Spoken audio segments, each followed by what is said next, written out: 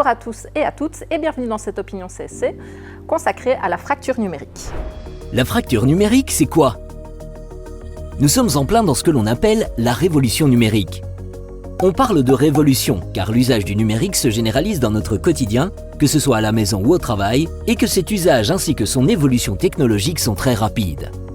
Cette transition digitale a un impact sur l'emploi en Wallonie, mais également sur nos démarches quotidiennes, qui sont de plus en plus numérisées. Une transition qui a d'ailleurs été accélérée par la crise sanitaire. Trouver un logement, un emploi, réserver son moyen de transport, ses vacances, consulter un service en ligne ou l'actualité, les factures, la formation et même faire des rencontres. Aujourd'hui, une majorité de Belges utilisent quotidiennement Internet et ne peuvent imaginer s'en passer, parce que le numérique leur simplifie la vie. Malheureusement, ce n'est pas le cas pour tous. Certaines personnes ne sont pas en mesure de suivre cette évolution numérique, que ce soit pour des problèmes d'adaptabilité, de moyens financiers ou de ressources.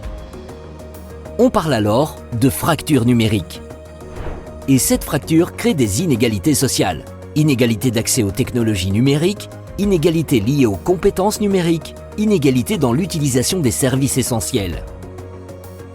En effet, entre 2020 et 2021, la consommation de services en ligne a fait un bond de 30%. E-administration, e-santé, e-banking ou e-commerce, cette digitalisation des services essentiels doit normalement rester à la portée de tous. Mais les études récentes nous montrent que ce n'est pas le cas. Qui sont les personnes touchées par cette fracture numérique ? Principalement les personnes plus âgées, les personnes avec un faible niveau d'études ou encore les personnes avec un faible revenu. L'Agence wallonne du numérique a chiffré cette fracture numérique dans son baromètre 2021. 6% des ménages wallons n'ont pas accès au numérique, 18% n'ont pas la maturité numérique nécessaire et 32% des citoyens sont éloignés du numérique. Plus que jamais, l'éducation au numérique doit se faire pour que la population soit mieux informée et surtout formée pour tirer le meilleur profit de ces technologies, tant pour le développement personnel que pour participer à la vie économique et sociale. Car le train du numérique ne doit laisser personne à quai. Que ce soit dans les administrations, dans les banques, au chemin de fer ou d'autres entreprises de services, le contact humain est de plus en plus remplacé par le contact numérique, mais ce n'est pas sans poser quelques problèmes. Nous avons reçu pas mal de plaintes à l'annonce de la fermeture de guichets. C'est premièrement une disparition du contact humain avec notamment toute la problématique de l'information aux voyageurs. C'est notamment des problèmes pour les personnes qui doivent renouveler des abonnements, notamment des abonnements scolaires.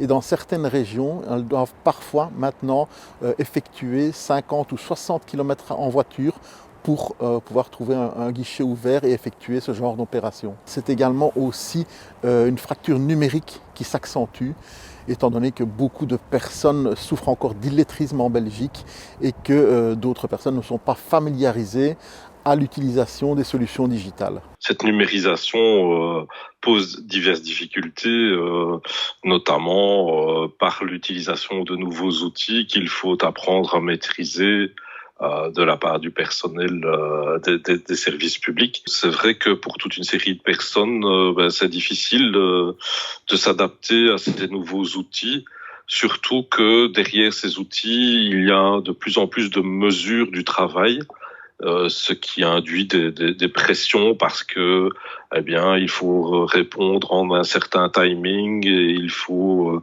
clôturer des appels dans un certain temps. Et tout ça donne une pression pour certains qui est difficile à tenir. En plus, ce personnel doit faire face maintenant à des systèmes automatisés et de plus en plus impersonnels. Et le problème est que lorsque un citoyen a des demandes qui ne sont pas standards, le personnel a du mal à y répondre. Le monde bancaire change. Et c'est pas près de s'arrêter, puisqu'on vit au quotidien maintenant les fermetures des agences. On sait très bien qu'en fait, il y a toute une partie de la population qui souffre de cette fracture numérique. C'est un réel handicap. Ces gens n'auront plus accès aux services. En parlant de services, j'estime qu'il y en a de moins en moins. On doit faire de plus en plus de choses soi-même. Et donc, c'est vrai que c'est un phénomène de société. Et on a intérêt, franchement, à réagir et à ne pas se laisser faire. Utiliser une appli pour trouver un travail, pour scanner un document ou pour s'inscrire au forum, le digital est partout pour qui veut trouver un emploi. Mais les demandeurs d'emploi ne sont pas toujours à l'aise avec la technologie. Ce qui m'ennuie, c'est que on n'arrive pas toujours à suivre la technologie. Tout le monde n'a pas un smartphone déjà. Je n'ai pas de webcam et tout ça, je n'ai qu'un simple petit PC ordinaire, donc je suis limité à un email sans pouvoir avoir de visioconférence ou quelque chose comme ça, quoi. Les seniors font partie des personnes les plus vulnérables face au numérique. La digitalisation des services, mais aussi des relations humaines, augmente le risque d'exclusion. On peut avoir d'un côté accès à un matériel super sophistiqué, mais super compliqué. Il faut savoir comment utiliser le matériau. C'est là que réside la difficulté. Les difficultés, en ce qui me concerne, j'en ai bien sûr, comme toutes les personnes âgées, mais j'arrive encore à me débrouiller. Malheureusement, il y a des opérations que je ne parviens pas à réaliser. Par exemple, transférer un document que l'on reçoit par mail, qu'on doit compléter ou faire compléter par une administration communale ou autre, et après le renvoyer par mail. Opération, pour moi, infaisable. Ces difficultés, ils sont nombreux à les rencontrer. Pour cette raison, la CSC Mons-la-Louvière a initié une démarche originale pour les aider. La démarche qu'on a essayé d'initier ici, elle part des seniors, d'un comité de militants seniors qui exprimaient des difficultés rencontrées à l'utilisation de l'outil informatique à différents niveaux de leur vie. Donc on a recensé un peu toutes les difficultés qu'ils rencontraient, on les a un peu classifiées et j'ai pris contact avec un partenaire qui s'appelle Réseau ASBL et qui donnait déjà des formations d'informatique PMTIC pour l'utilisation de l'outil numérique. Et donc on a construit un module de formation clé sur porte pour des seniors. Pour que personne ne soit laissé de côté, l'école a sans conteste un rôle à jouer. C'est la base de toute l'école. L'école, elle forme des citoyens responsables qui devront trouver leur place dans la société. Et donc, si on veut une société avec la place pour le numérique, et pas le numérique qui remplace l'être humain, parce que là aussi, il faudrait y avoir un débat, et c'est un débat de société. Mais si on veut vraiment qu'il n'y ait pas d'écart dans la société de demain, évidemment que l'école devra jouer un rôle, mais elle ne pourra jouer son rôle, et c'est valable pour tout, qu'en complément de ce que font les familles, de ce que fait le reste de la société. Pour la CSC Wallonne, c'est clair, le train du numérique ne doit laisser personne à quai. C'est d'ailleurs un des thèmes de sa campagne Le Monde d'après, c'est maintenant, où elle demande au pouvoir public de faire de l'inclusion numérique une priorité.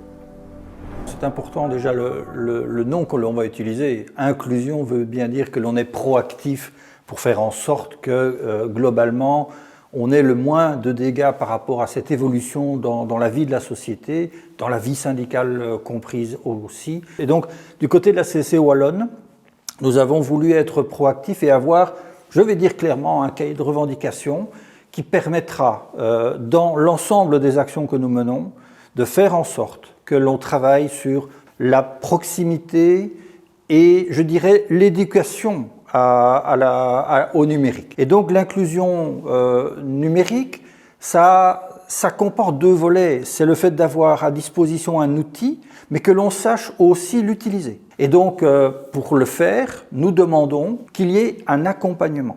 Accompagnement au moment du passage vers le numérique, mais un accompagnement permanent. Parce que la révolution numérique, elle est en route journellement, j'ai envie de dire.